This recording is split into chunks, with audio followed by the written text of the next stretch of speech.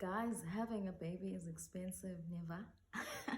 Akudlalwa, guys, akudlalwa. So I think when you are planning on having a baby, or if you are having a baby, you must make sure, never. Make sure.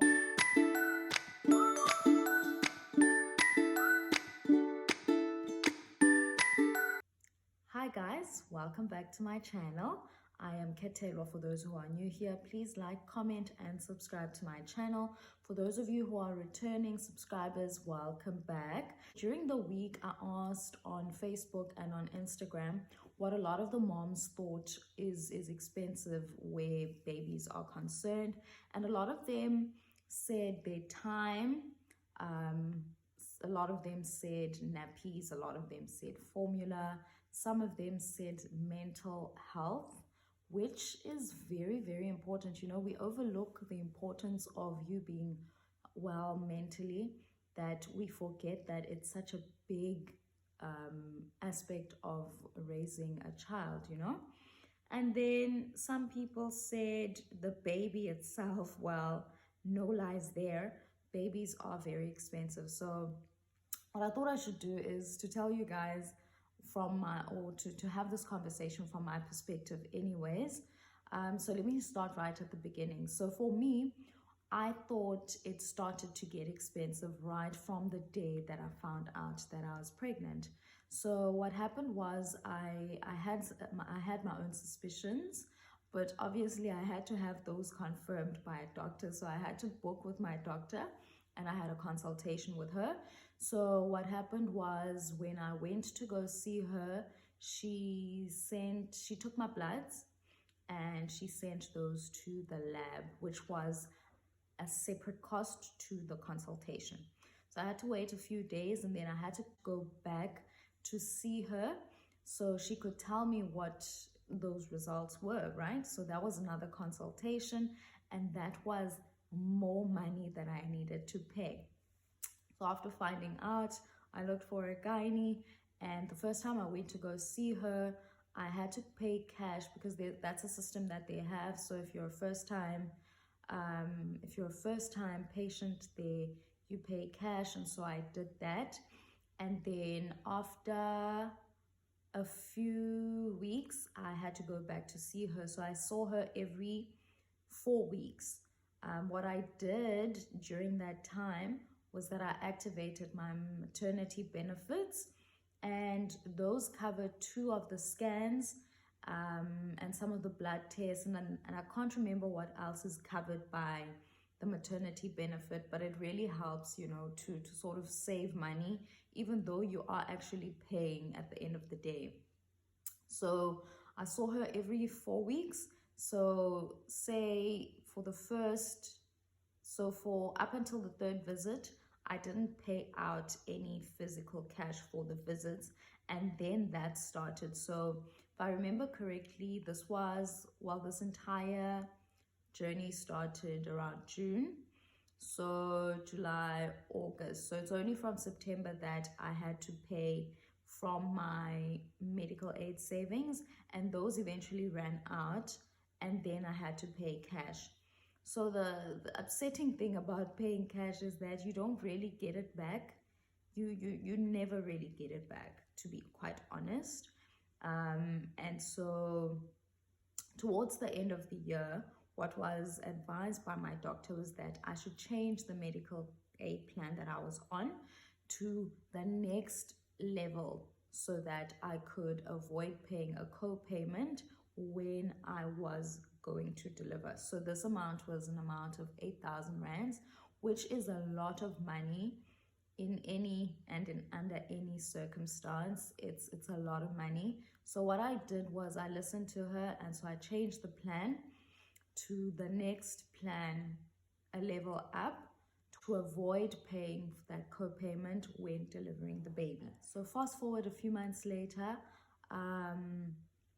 I had to see the doctor more regularly.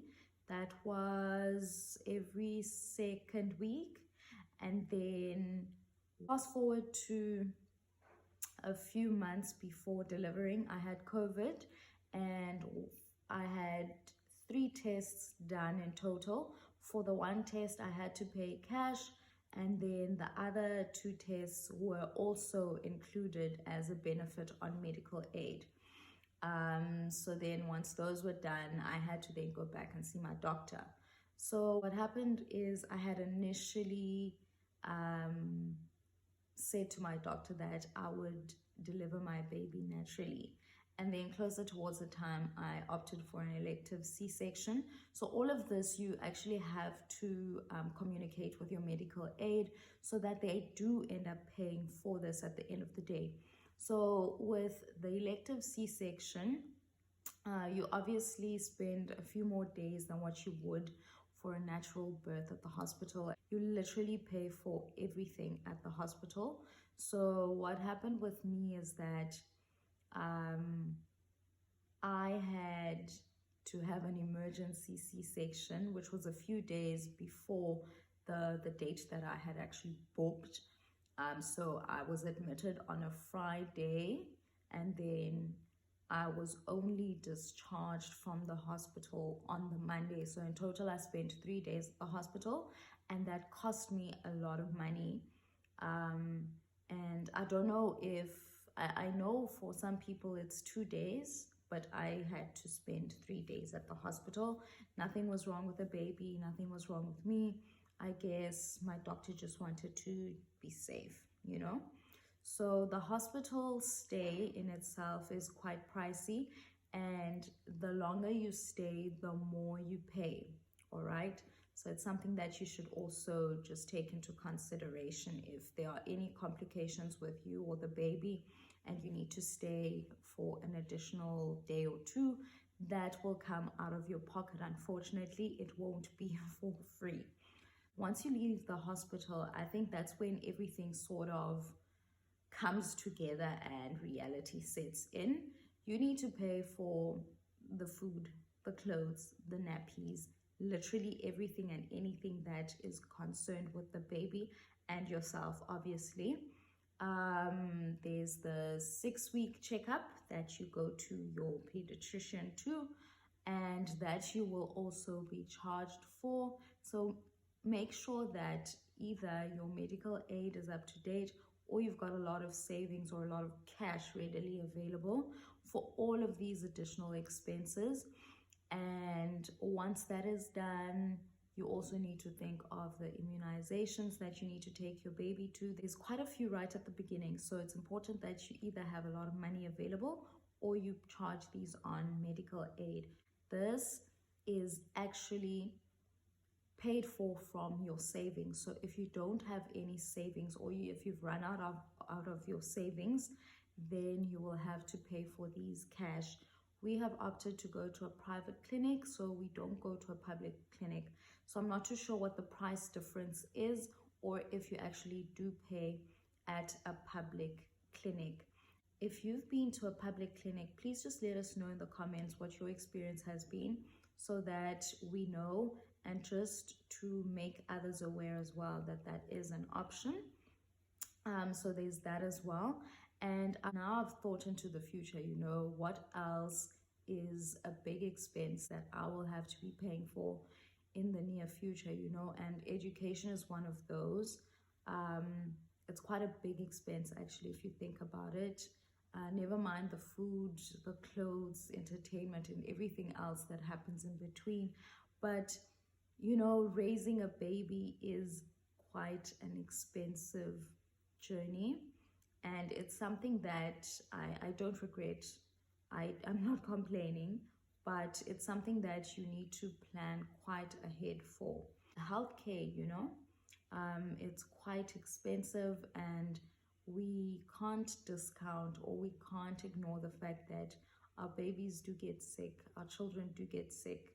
We need to send them to the doctor, we need to go to the pharmacy. There's a lot that we pay for at the end of the day.